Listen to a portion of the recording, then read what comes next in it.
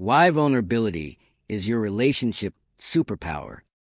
Have you ever found yourself wanting to be close to someone, but also terrified that if they really saw you, all of you, they might walk away? Yeah, vulnerability feels like that. It feels risky, uncomfortable, and even a little bit scary. But what if I told you that vulnerability isn't weakness?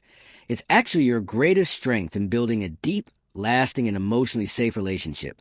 Welcome to Healthy Relationships Week, and today we're talking about one of the most misunderstood parts of love, vulnerability.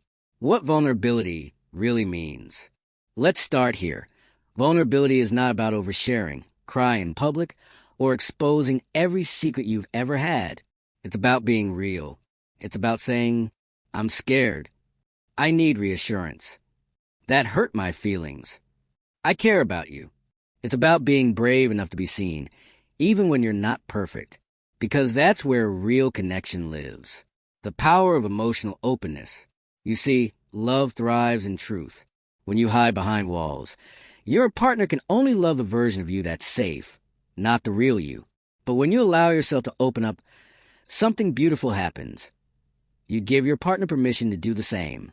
That emotional safety, when both people can say what they feel without fear of judgment or rejection. That's the kind of love that lasts. Why we avoid vulnerability. Most of us learned early on that being vulnerable was dangerous. Maybe you opened up before and got hurt. Maybe someone used your honesty against you. Maybe you were told to toughen up or don't be too emotional. So now, when love comes around, you protect yourself by pretending you're fine, keeping things light, or staying one step ahead so you can't be hurt.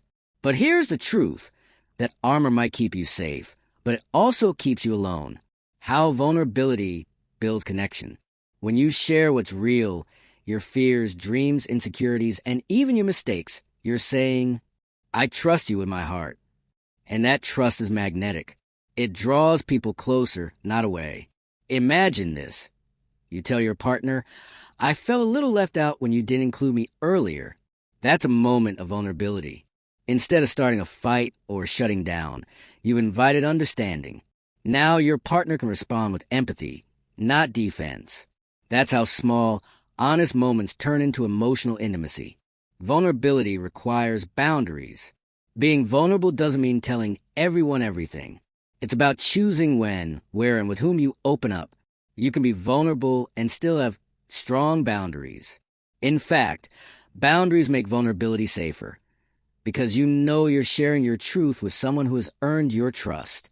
The freedom in being seen. Here's the secret. Vulnerability isn't just about relationships. It's about you. When you stop pretending, when you allow yourself to be seen, flaws and all, you free yourself. You stop chasing approval and start living authentically. People may come and go, but the right ones will stay because they see you, not the polished version, the real version. Closing thoughts. Vulnerability is not a weakness. It's courage. It's truth. It's the bridge that turns love into connection and connection into safety.